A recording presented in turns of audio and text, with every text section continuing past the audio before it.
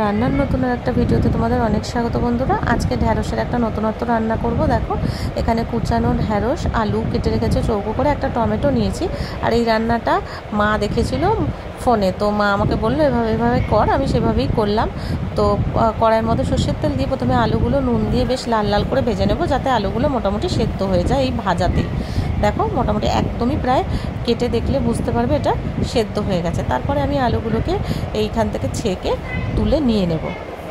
তারপরে আলু তুলে নেওয়ার পর আমি এর মধ্যে কেটে রাখা ঢ্যাঁড়সগুলো দিয়ে দেবো। আর ঢ্যাঁড়সেও হলুদ দেবো না কিন্তু, নুন দিয়ে।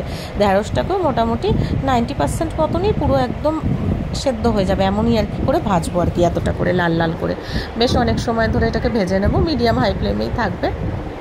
ভাজা হয়ে যাওয়ার পরে ঢ্যাঁড়সটাও আমি তুলে রেখে দেব।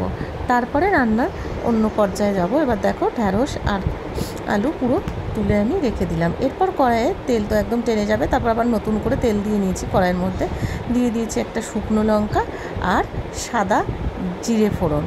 আমি তো সব ধুয়ে দিই, তো দেখলেই বুঝতে পারবে। এবার কাঁচা লঙ্কা আর পেঁয়াজ কুচো দিয়ে দিয়েছি, দিয়ে খুব ভালো করে লাল করে কাঁচা পেঁয়াজটাকে ভেজে নেব। এরপর টমেটো একটা বড় কেটে কুচো কুচো একদম ঝিরিঝিরি করে কুচো করে কেটে এর মধ্যে দিয়ে দিলাম।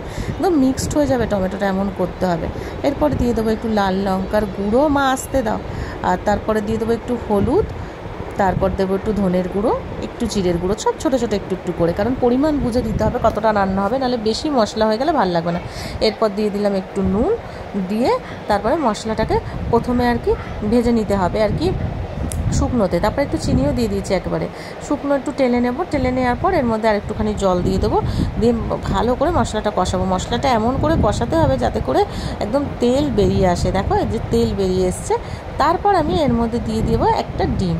এক হাতেই ভিডিও আর এক হাতেই ডিম একদম কড়াইয়ে লাগিয়ে ফাটিয়ে নিয়ে দিয়ে দিলাম। দিয়ে এবার ডিমটাকে এর সাথে মিক্সড করে নেব মশলাটার সঙ্গে, নেড়ে নেড়ে ভালো করে। তো তারপরে এর মধ্যে আমি দিয়ে দেবো ভেজে রাখা যে ঢ্যাঁড়স রয়েছে আর রয়েছে আলু, সেটা এর মধ্যে দিয়ে এর সঙ্গে মিক্সড করে কষাতে থাকবো। ঠিক আছে।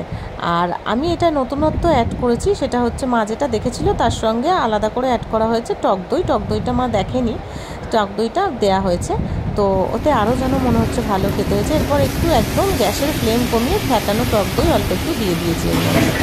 দিয়ে তারপরে এটাকে ভালো করে আবারও নাড়াচাড়া করে নেবো বেশ অনেকক্ষণ ধরে। যখন একদম টেনে যাবে তখন এর মধ্যে 1 কাপ থেকে 1.5 কাপ, দেখো একদম গা ঘেঁষে জলটা থাকবে এরকম দিয়ে গ্যাসটাকে কমিয়ে দেবো। দিয়ে ঢাকা চাপা দিয়ে একদম শুকনো হওয়া অবধি এটাকে রান্না করব। মাঝে সাঝে একটু নেড়ে দিতে হবে ঢাকনা খুলে। ব্যাস, তাহলে রেডি হয়ে যাবে। ভীষণ সুন্দর হয় এই ঢ্যাঁড়সটা খেতে, রুটি পরোটা ভাত সবার সাথে ভালো লাগবে। তো ভালো লাগলে লাইক কমেন্ট শেয়ার করো। টাটা, আবারও দেখা হবে নতুন ভিডিওতে।